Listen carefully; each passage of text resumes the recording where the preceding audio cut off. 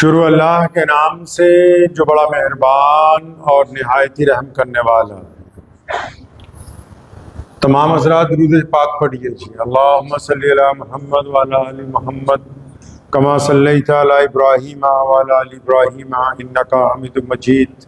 अल्लाहुम्मा बारिक अला मुहम्मद व अला आलि मुहम्मद कमा बारकता अला इब्राहीम व अला आलि इब्राहीम इन्नका हमीदुम मजीद। अल्लाह ताला के प्यारे नबी जनाब मोहम्मद सल्लल्लाहु ताला अलैहि वसल्लम की ज़ात गिरामी दुनिया के तमाम इंसानों के लिए माशाअल्लाह है।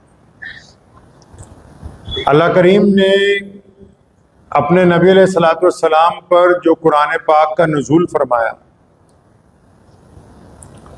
उसके ज़रिए इंसानों को एक अच्छी ज़िंदगी गुजारने का तरीका अता फरमा दिया।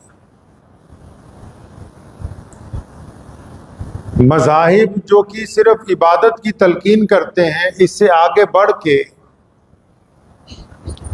अल्लाह के नबी अलैहिस्सलातु वस्सलाम ने इस्लाम की शक्ल में एक दीन अता फरमाया जो ज़िंदगी गुजारने का बेहतरीन तरीका इंसानों को अता फरमाता है।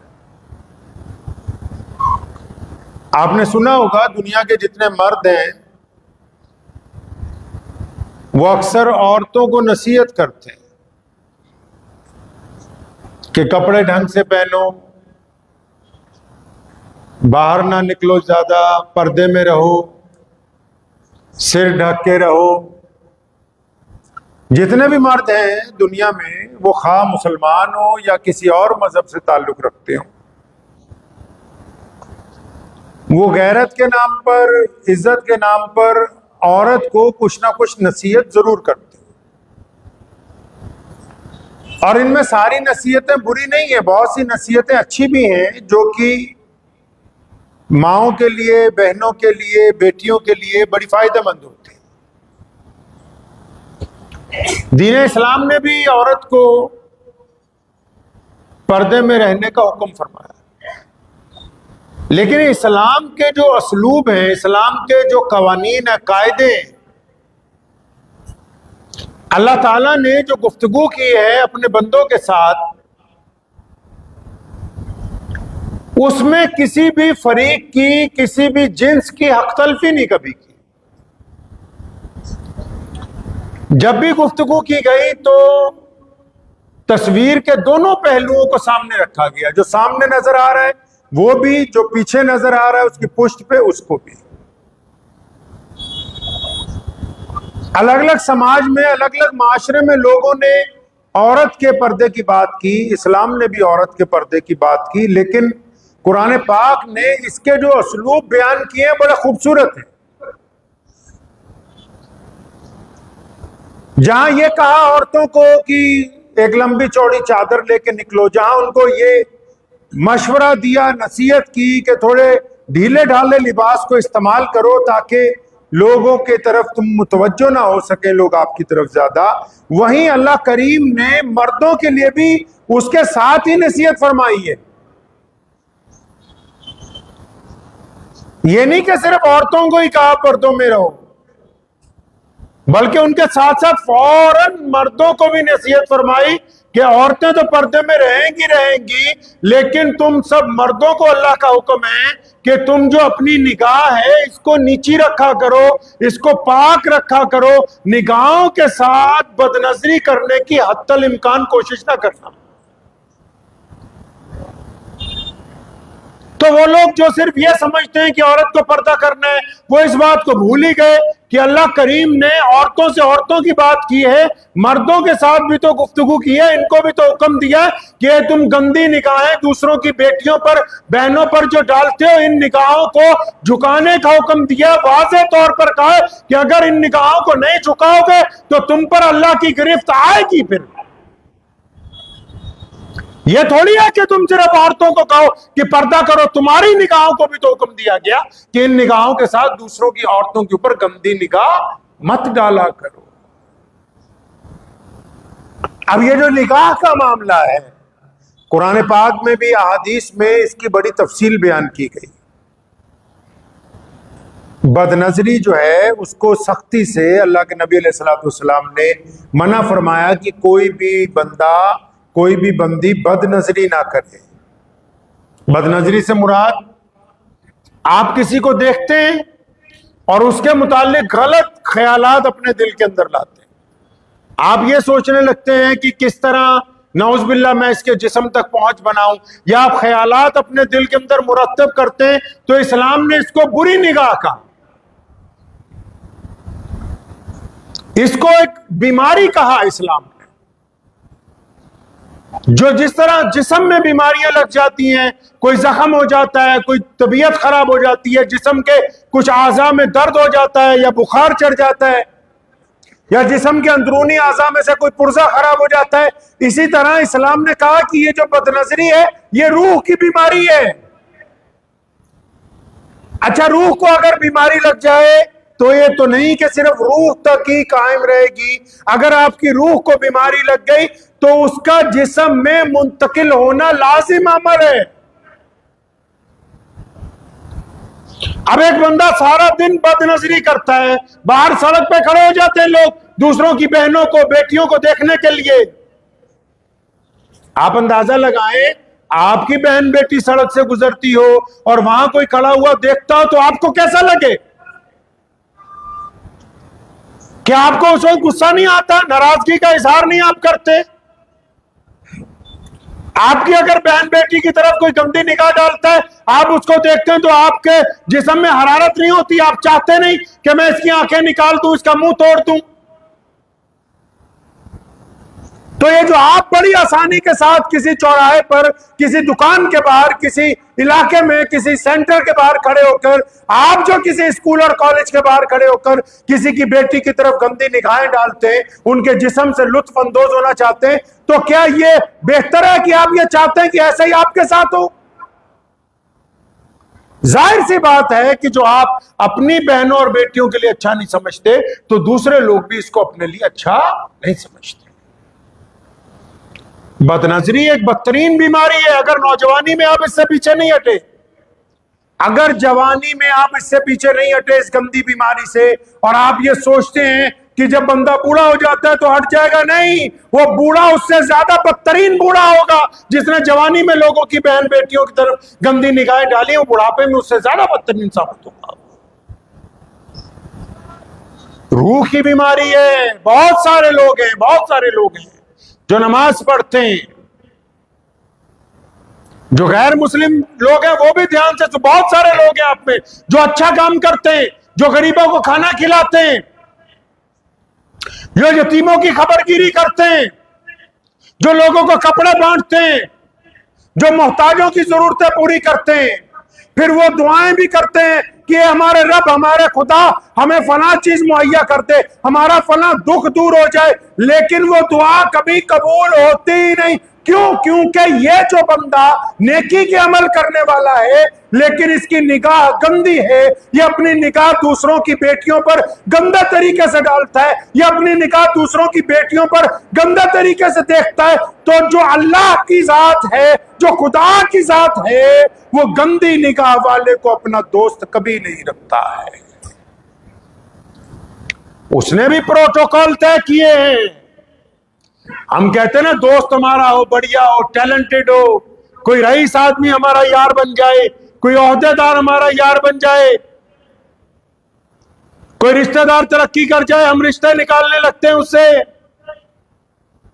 अल्लाह ताला ने भी तय किए हैं, प्रोटोकॉल्स तय किए, मापदंड बनाए इसके, कौन लोग होंगे जो खुदा के दोस्त होंगे।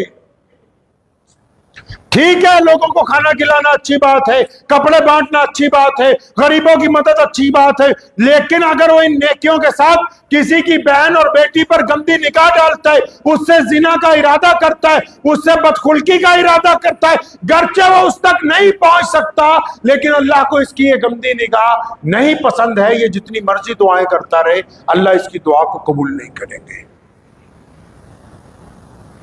आप सोचते हैं बदनजरी कोई चीज ही नहीं? जो लोग याददाश्त चाहते हैं हमारी अच्छी हो जाए, जो लोग कुरान हिफ्ज करते हैं, जो लोग मस्जिदों में बैठे कुरान पढ़ रहे हैं, या जो लोग चाहते हैं कि हम एमए कर ले, बीए कर ले, फलां डिग्री ले ले, यूपीएससी क्रैक कर ले। जो लोग बड़े बड़े ओहदों पर जाने के ख्वाहिशमंद हैं, उनका तबीयत चाहती है कि हम फलां इम्तिहान में नंबर 1 आ जाएं। पढ़ते भी अच्छा हैं, किताबें भी हैं, मां बाप भी साथ देते हैं, उस्ताद भी अच्छे हैं, लेकिन उसके बावजूद कभी आगे नहीं बढ़ पाते। क्यों? क्योंकि उनकी नजरें नापाक हैं और नापाक नजरों की वजह से याददाश्त पर असर पड़ जाता है। और उस वक्त जब याददाश्त को साथ देना होता है, जब याददाश्त को वो कलम चलाना होता है या याददाश्त के जरिए पेपर में आगे बढ़ना होता है, तो गंदी निगाहों की वजह से इंसान का दिमाग उस वक्त काम नहीं करता, वो गंदगी उस वक्त भी ज़हन में रहती है। तो इस वजह से वो सब कुछ होने के बावजूद कभी इम्तिहान में पास नहीं हो सकता है। आप समझते हैं कि सिर्फ बदनजरी जो है रूह की बीमारी है? रूह की बीमारी थोड़ी है, रूह से जिस्म में उतर गई। बड़े बड़े लोग दुआएं कर रहे हैं, लंबी लंबी दाढ़ियां रखी हुई हैं, लंबी लंबी तस्बीहात, इतना कुछ करते हैं, लेकिन निगाह गंदी है। अब गंदी निगाह होने की वजह से तमाम तस्बीहात, तमाम अमाल, तमाम तिलावतें कोई अल्लाह के हुजूर कबूल नहीं हो रही हैं। सारी की सारी वहीं रखी की रखी, धरी की धरी रह गई। अब सोचता है कि मैं इतना कुछ करता हूं, कामयाब नहीं होता, लेकिन अपने दिल के आईने में झांक कर नहीं देखता कि भाई मेरी निगाह ने, उसकी गंदगी ने तमाम माशरे को, मेरे जिस्म को, मेरी रूह को नापाक कर दिया है। बदनजरी की वजह से दिल सख्त हो जाता है, बंदे का दिल सख्त हो जाता है बदनजरी की वजह से। गंद देख देख के, सोच सोच के। अब बदनजरी अकेले मर्द ही थोड़ी करते हैं, तुम भी सुनो, सिर्फ मर्दों की निगाहें गंदी नहीं है, औरतें भी इस बीमारी में मुब्तला हैं। अगर मर्द किसी पर गंदी निगाह डाले वो भी गुनहगार है, अगर औरत किसी मर्द पर गंदी निगाह डाले वो भी गुनहगार है। उसको भी तो चाहिए कि अपनी निगाह गंदी ना डाले किसी के बेटे पर, किसी के भाई पर, किसी के बाप पर। अगर आपकी निगाहें नापाक हो गई तो फिर पूरा जिस्म नापाक है। जिस तरह बाहर से वजू करते हैं और जिस्म पाक नजर आता है, इसी तरह जब तक निगाह पाक नहीं होगी अंदर का वजू नहीं होने वाला। निगाह की पाकी निहायत जरूरी, इसको आप बिल्कुल नजरअंदाज नहीं कर सकते। सालिबा रज़ियल्लाहु ताला नबी अलैहिस्सलाम ने फरमाया किसी औरत की तरफ एक निगाह पड़ जाए तो कसदन दोबारा ना देखे। कसदन समझते हैं? अब हम जा रहे हैं रास्ते में, किसी की मां बहन बेटी जा रही है, अब निगाह पड़ गई तो कोई बात नहीं। अगर आप कसदन दोबारा देखेंगे, कई बदबख्त ऐसे हैं ना, घर तक पहुंचाने जाते हैं, जब तक औरत नजर आती रहेगी बदबख्त उसको देखते ही रहेंगे। तो सालिबा रज़ियल्लाहु अन्हा को भी यह फरमान पहुंचा कि प्यारे पैगंबर अलैहिस्सलाम ने हुक्म जारी कर दिया कि दूसरी निगाह किसी औरत पर नहीं डालनी। तो अचानक एक जगह से गुजर रहे थे, खातून सामने आई, उन्होंने निगाह हटा ली।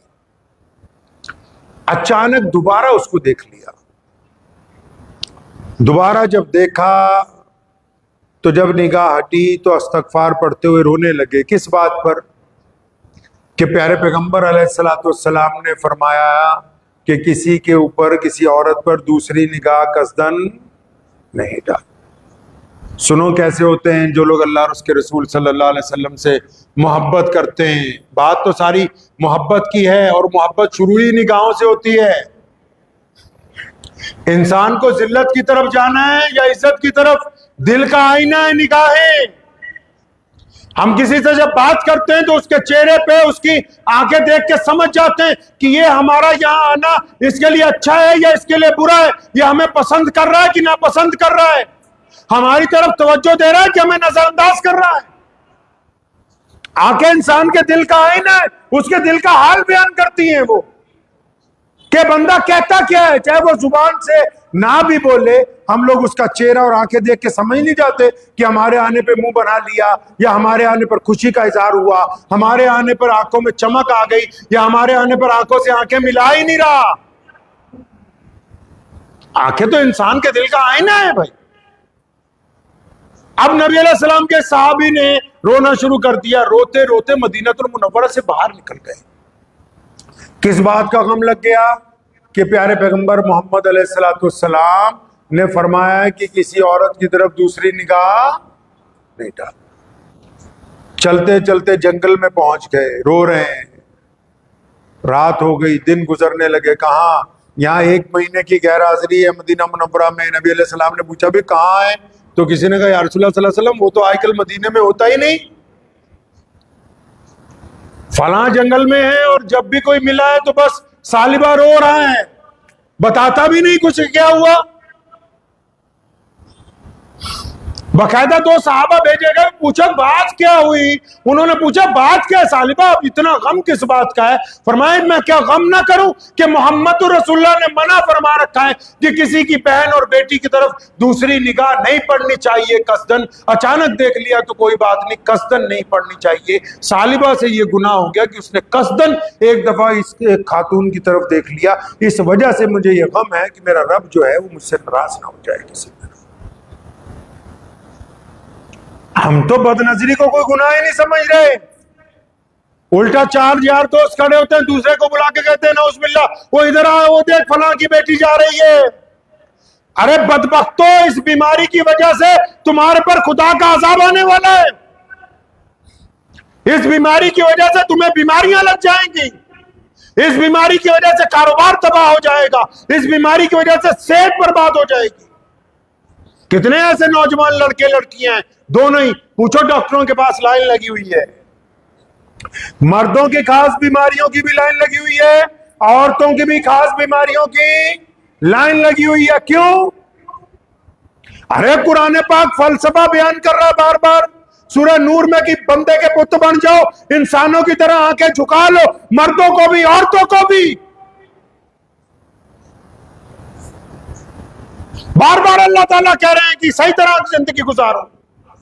रसूलुल्लाह बार बार कह रहे हैं कि 2 जबड़ों के दरमियान जो तुम्हारी जुबान है, 2 टांगों के दरमियान जो तुम्हारी शर्मगाह है, इसकी हिफाजत करो तो मैं तुम्हें जमानत देता हूं दुनिया और आखिरत में कामयाबी के लिए। और यहां देखो लाइनें लगी हुई हैं, डॉक्टरों के पास जाओ, लाइनें लगी हुई हैं, दवाई ले लीजिए। औरतों की खास बीमारियां, मर्दों की खास बीमारियां। बीमारी आ कहां से रही है? बीमारी के आने के ऊपर तवज्जो क्यों नहीं देते?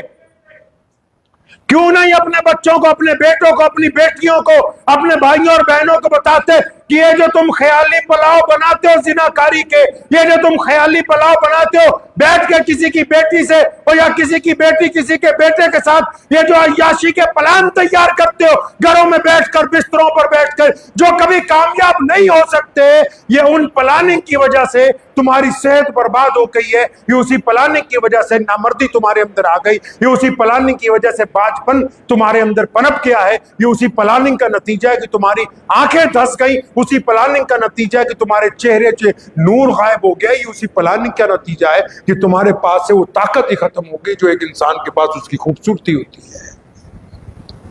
सैयदना इमाम हसन रज़ियल्लाहु अन्हु से पूछा था ना किसी ने कि इमाम साहब बताएं तो सही, मोमिन कौन होता है, अच्छा बंदा कौन होता है, बढ़िया इंसान कौन है, हमें बताएं, हमारी रहनुमाई करें। कौन ऐसा बंदा जो बढ़िया है, ऐसी औरत कौन सी है जो माशरे में अच्छी है। बड़ी खूबसूरत बात इमाम हसन रज़ियल्लाहु अन्हु ने फरमाई, और ऐसा नुक्ता, ऐसा बिल्कुल ही वाज़े तौर के ऊपर इंसानों की रहनुमाई के लिए नुस्खा तजवीज़ कर दिया इमाम साहब रज़ियल्लाहु ताला अन्हु ने कि क़यामत तक के आने वाले लोगों के लिए वो एक बेहतरीन नसीहत की बात है। ये नहीं कहा उन्होंने, ये नहीं कहा कि जो 5 वक्ता नमाजी है वो सबसे बेहतर है, ये नहीं कहा कि जो तिलावत करने वाला है वो सबसे बेहतर, जो सफेद कपड़े पहनते हैं वो सबसे बेहतर, जो औरत बेहतरीन पर्दा करती है वो सबसे बेहतर, जो मीठा बोलता है वो सबसे बेहतर, जो सदका देता है वो सबसे बेहतर। ये अमल अच्छे हो सकते हैं लेकिन ये अपनी जगह है। मोहम्मद रसूलुल्लाह का ये सल्लल्लाहु सल्लल्लाहु, आवाज नहीं आई, सल्लल्लाहु, हाँ, मोहम्मदुर रसूलुल्लाह सल्लल्लाहु अलैहि वसल्लम के नवासे इमाम हसन फरमाते हैं कि कान खोल के सुन लो कि बेहतरीन मर्द, बेहतरीन औरत, बेहतरीन बेटा, बेहतरीन बेटी, बेहतरीन कारोबारी, बेहतरीन नमाजी वो है जो जाहिरी तौर पर अच्छा नजर आता है, उसको हम बेहतरीन नहीं कहते। इमाम साहब फरमाते हैं कि जिसकी तन्हाई पाक है वो तुम में से सबसे ज्यादा बेहतरीन है। कितनी बड़ी बात फरमाई कि जिसकी तन्हाई पाक है। और तन्हाई किसको कहते हैं पता है? जब बंदा रात को बिस्तर पर अकेला होता है। अगर कभी बंदा अकेला ट्रेन में सफर कर रहा हो, सो रहा हो, अगर कभी बंदा अकेला कहीं बैठा हो, अगर कहीं बंदा अकेला अपने घर में हो, अब वो जब अकेला है तो क्या सोचता है? अपने दिल पर हाथ रख के अपने दिल से पूछिए, जब आप अकेले होते हैं क्या सोचते हैं? क्या जब आप अकेले होते हैं तो ये सोचते हैं कि फलां की बेटी का फोन नंबर मिल जाए तो मैं बात करूं, फलां की इंस्टाग्राम आईडी मिल जाए तो मैसेज करूं? क्या आप ये सोचते हैं कि फलां को मौका मिल जाए मैं 10,000 की उससे ठगी मार लूं? क्या आप ये सोचते हैं फलां घटिया माल मिल जाए ज्यादा पैसा में बेच दूं? या आप ये सोचते हैं फलां मुझ पर यकीन करता है मैं उसकी जगह पर कब्जा कर लूं? आप क्या सोचते क्या है जब आप तनाव होते हैं? आप जो सोचते हैं आप वही है। या आपको खामख्याली है कि आप सैयद हैं, आप मीर हैं, आप पठान हैं, आप कुरैशी हैं, आप मलिक हैं, आप डार हैं? या आपको खामख्याली है कि आप सुन्नी हैं, आप फलां हैं? आपकी जो तन्हाई है वही है आप। तन्हाई में अगर आप जिना का इरादा करते हो तो जिनाकार हो, तन्हाई में अगर ठगी का इरादा करते हो तो ठग हो, तन्हाई में अगर बेईमानी का इरादा करते हो तो बेईमान हो, तन्हाई में अगर चोरी का इरादा करते हो तो चोर हो। अगर तन्हाई में तुम्हारे इरादे नेक हैं, अगर तन्हाई में आपके इरादों में इबादत है, अगर तन्हाई में आपके इरादों के अंदर नेकी है, अगर तन्हाई में आपके इरादों में दूसरों की भलाई है, अगर तन्हाई के आपके इरादों में ईमानदारी है, तो फिर आप उसी कैटेगरी के इंसान हो। या अब आप खुद तय कर लीजिए कि दुनिया को दिखाने की बरादरियां अलग हैं, तन्हाई में आपकी बरादरी कौन सी है, आपकी नस्ल कौन सी है, या आप खुद तय कर सकते हैं, दूसरे को पूछने की जरूरत नहीं है। आप सोचते क्या हैं? आपकी बदनजरी ने आपको उस मुकाम तक पहुंचा दिया कि आज आप परेशान हैं। अरे एक मेयार होता था, एक दौर में लोगों का मेयार होता था, बादशाहों का भी मेयार होता था एक। आज तो लोगों के घरों में जो मुलाजमाएं खिदमत करती हैं, लोग उन पर गंदी निगाह रखते हैं। इनका कोई मेयार नहीं रहा, इनकी आंखों का कोई मेयार नहीं है। लोग अपने मोहल्ले की, गांव की बेटी को अपनी बेटी की तरह समझते थे, आज इनका कोई मेयार नहीं रहा। इनके सामने औरत होनी चाहिए, ये गली के कुत्तों से ज्यादा बदतरीन है। अगर किसी के डर की वजह से किसी की बेटी अपने घर से नहीं निकलती तो उसमें और गली के कुत्ते में कोई फर्क नहीं है कि जिसके डर की वजह से बाज़ औक़ात माए बहनें गली में नहीं निकलती, तो उस बंदे में जिससे माए बहनें डर की वजह से बाहर ना निकलती हो, उसमें और गली के कुत्ते में कोई जमीन आसमान का नहीं फर्क, दोनों एक बराबर ही है। शरीयत ने असलूब तय किए हैं। आज इस्लामी ममालिक और मुसलमानों का गढ़ कहे जाने वाले इलाके मोहम्मदुर रसूलुल्लाह कहिए सल्लल्लाहु अलैहि वसल्लम ने फरमाया था अपने सहाबा से कि एक वक्त आएगा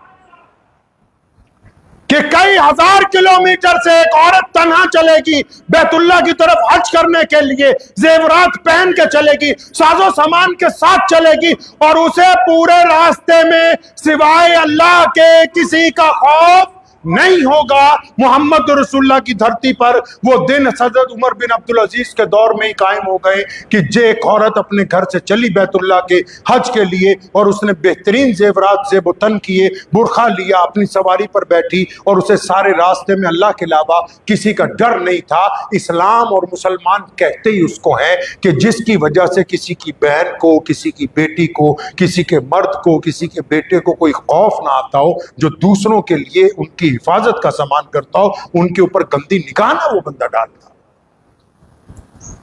मर्द भी तो उसी को कहते हैं, ये मर्द थोड़ी है छिछोरे।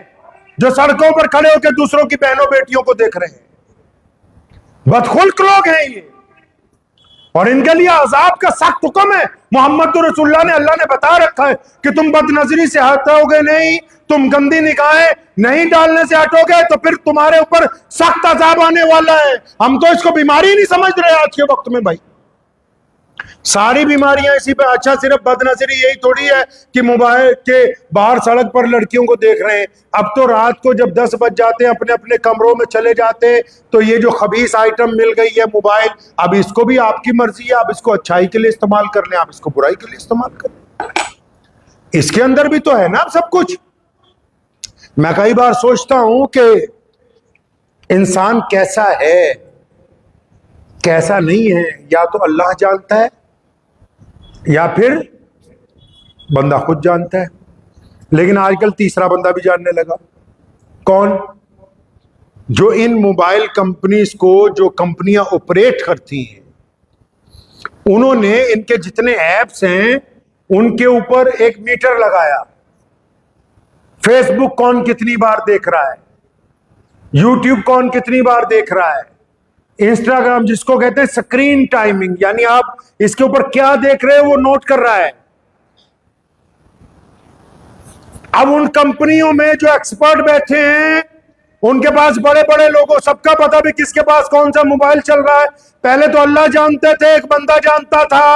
अब इस मोबाइल बदबख्त की वजह से कंपनी वाले भी जानते हैं कि कितने लोग अय्याशी की वीडियो देख रहे, कितने लोग बच्चों की गंदगियों की वीडियो देख रहे, कितने लोग जिनाकारी की वीडियो देख रहे, कितने लोग गुंडागर्दी की वीडियो देख रहे, कितने लोग चोरी करने के तरीके से सीख रहे, कितने लोग बेईमानी के तरीके से सीख रहे। अब उनको भी कंपनी में बैठे हुए पता लग रहा कि फला ऐप फला मोहल्ले में ज्यादा कौन सी कौम, कौन सी नस्ल जो है वो इसको इस्तेमाल कर रही है। तभी तो डाटा तैयार कर रहे हैं कि फला लोगों को फला चीज की ज्यादा जरूरत है, वो इनके माशरे में बिकेगी, उसको बेचो। अगर अपने दिल के आपको आईना ही देखना हो, अपना आईना ही देखना हो कि मैं कैसा हूं, तो अपने मोबाइल की गूगल में जाके इसकी हिस्ट्री खोलो। हिस्ट्री में आपको पता लगेगा आपने हफ्ते में कितनी बार गंद देखा है,